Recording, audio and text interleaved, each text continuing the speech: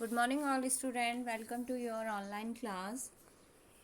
In science, we will discuss your fifth chapter, acids, bases, and salts, and we study about acids, bases, and salts and their properties, and we also discuss about the indicators, natural indicators, and previous class we will study about the process of neutralization, and today we will discuss about the neutralisation in everyday life. तो neutralisation की जो process होती है वो हमारी है जो रोज़मर्रा की ज़िंदगी है उसमें भी कहीं ना कहीं हम उसको सीन देख सकते हैं या उसे ऑब्जर्व कर सकते हैं। सो फर्स्ट वन है indigestion. Indigestion, our stomach contains hydrochloric acid. हमने पढ़ रखा है पहले भी, हमें पता है जो हमारा स्टमक है डाइजेशन की प्रोसेस में क्या रिलीज करता है, hydrochloric acid HCl acid release करता है। It help us to digest food. तो उसका काम क्या होता है HCl का जो स्टमक से रिलीज होता है वो खाने को डाइजेस्ट करता है। As you have learn in chapter second, ये हमने चैप्टर सेकंड में पढ़ा हुआ है।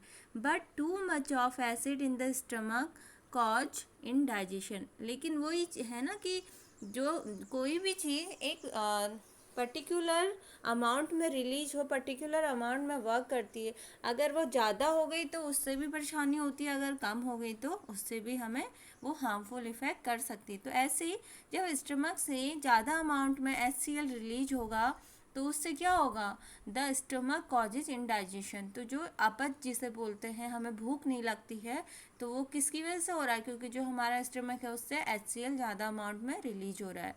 समटाइम्स इंडाइजेशन इज पेनफुल, ये दर्द भी हमें करता है पेट में, it is painful. To relieve indigestion we take an antacid such as milk of magnesia which contain magnesium hydroxide. ये पॉइंट समझिए यहाँ पे बहुत अच्छा है। क्या होता है जब हमें इंडाइजेशन होता है तो वो उसमें क्या रिलीज हो रहा है, HCl होता है। तो फिर हमें डॉक्टर क्या एडवाइस करता है कि हमें जो टैबलेट है एंटासिड में जिससे एसिडिटी कम होगी, जो एसिड की अमाउंट होगा वो कम होगा, तो वो हमें क्या देता है, मिल्क ऑफ मैग्नीशिया। इसका जो फार्मूला होता है इन केमिस्ट्री में वो हमें लर्न नहीं करना है, बस एक नॉलेज के लिए, MgOH का होल ट्वाइस, इसे हम क्या बोलते हैं, मिल्क ऑफ मैग्नीशिया। तो हमें जो डॉक्टर है वो ये प्रेफर करता है कि हमें मिल्क ऑफ मैग्नीशिया लेनी चाहिए। तो जो टैबलेट मिल्क ऑफ मैग्नीशिया है वो क्या करती है, इंडाइजेशन से हमें रिलीव करती है।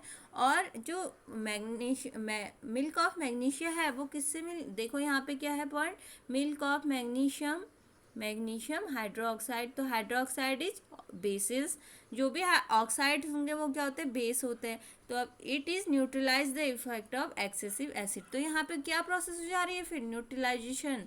पहले हमें क्या हुआ, एसिड हुआ, तो हमने कौन सी मेडिसिन ली, milk of magnesia, this is base. When the acid and base react together they perform neutral solution. तो यहाँ पे क्या हुआ, एसिड, फिर हमें बेस हमने लिया, दवाई ली, तो वहाँ पे क्या हो गया, वो न्यूट्रल हो गया, तो उससे हमें क्या हुआ, रिलीफ हुआ। So I think you all understand this topic. And next one is ant bite. अब हमें चींटी कभी काट देती है तो वो हम पढ़ते हैं कि क्या प्रोसेस होती है।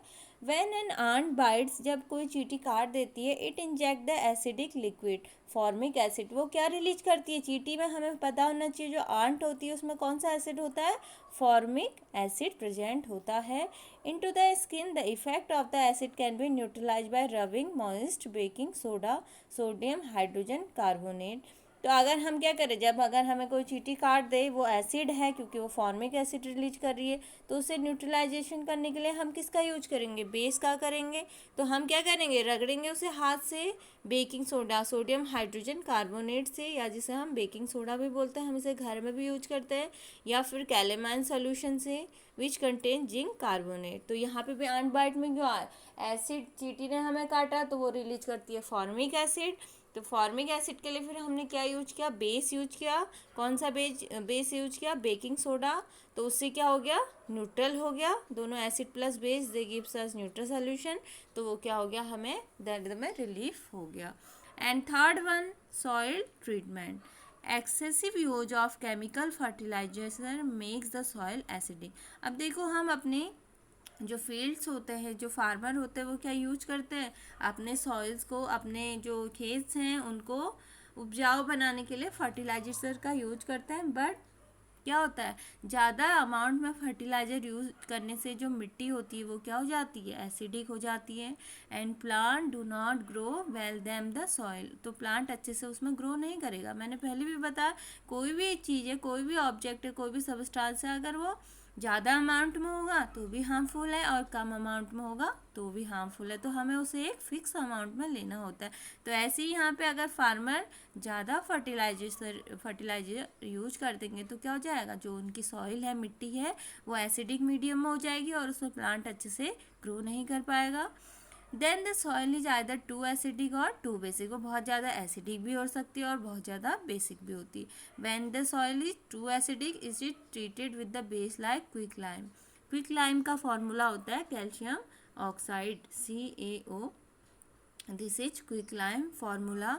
और slate lime calcium hydroxide, CaOH का होल ट्वाइस, इसका फॉर्मूला होता है।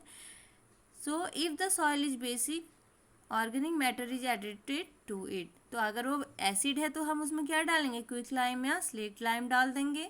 और अगर वो बेसिक है ज़्यादा मिट्टी तो उसमें हम क्या डालेंगे, ऑर्गेनिक मैटर उसमें ऐड करेंगे। And the organic matter release acid which neutralise the basic nature of the soil.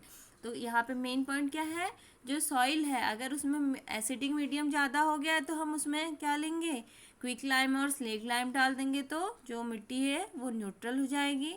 और अगर ज़्यादा बेसिक है तो उसमें हम ऑर्गेनिक मैटर यूज करेंगे जिससे वो एसिडिक हो जाएगी और फिर वहाँ पे न्यूट्रल हो जाएगा। तो यहाँ पे मेन जो है क्या बताए गए हैं, जो भी एग्जांपल हमें दिए हैं कि जो हमारे डेली लाइफ है उसमें भी कैसे एसिड्स और बेस का यूज होता है। और जब एसिडिक मीडियम ज़्यादा होता है तो हम उसमें बेस मिला के उसको न्यूट्रल कर सकते हैं। अगर बेसिक मीडियम ज़्यादा है तो वहाँ पे एसिड मिला के हम उस चीज़ को न्यूट्रल कर सकते हैं। So and next point is factory wastage. जो फैक्ट्री से वेस्ट निकलता है, देखा होगा हमने, जैसे जो बड़ी बड़ी मेट्रो सिटीज़ है वहाँ पे बहुत सारी फैक्ट्री होती है। ऑब्वियसली फैक्ट्री आज होंगी तो क्या होगा, उससे वेस्टेज भी आउट होगा। So the wastage of many factories contain acid, तो फैक्ट्रीज से जो वेस्टेज निकलता है उनमें से कॉमनली कंटेन एसिड्स भी होते हैं। If they are allowed to flow into the water bodies the acid will kill fish and other organism। अब फैक्ट्री से वेस्टेज निकलेगा तो वो कहाँ जाएगा, वो जाएगा पानी में, नदी में, तालाबों में। तो वो जो एसिड होता है पानी में मिल जाता है और हमें पता है वाटर में क्या प्रेजेंट होते हैं, फिश होते हैं, छोटे छोटे ऑर्गेनिज्म होते हैं, तो वो डाई हो जाएंगे। And the factory waste are therefore neutralised by adding basic substances. तो हमें क्या करना चाहिए, जो वेस्ट, फैक्ट्री का वेस्ट जिस तालाब, जिस पानी में जा रहा है तो वहाँ पे बेस भी हमें ऐड कर देने चाहिए, जो बेसिक सॉल्यूशन होते हैं।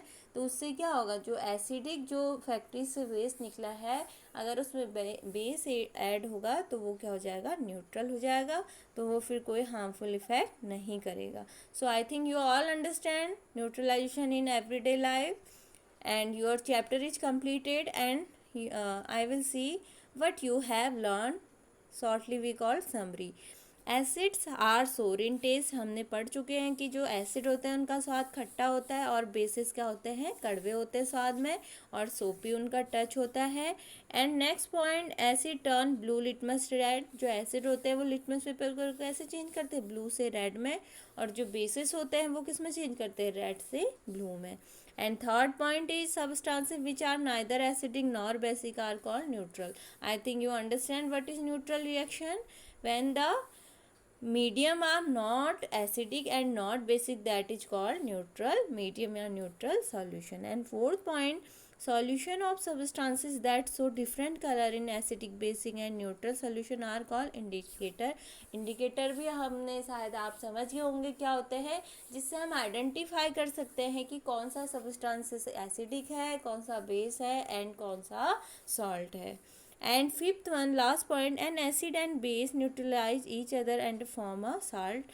ये भी मैंने आपको बताया था।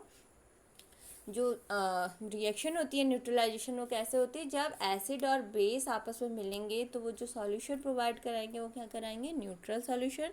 और जैसे कि साल्ट में भी एसिडिक, बेसिक और न्यूट्रल इन नेचर। तो जो सॉल्ट है, कॉमन सॉल्ट NaCl, वो क्या हो सकता है, एसिडिक भी हो सकता है और बेसिक भी हो सकता है और न्यूट्रल भी हो सकता है।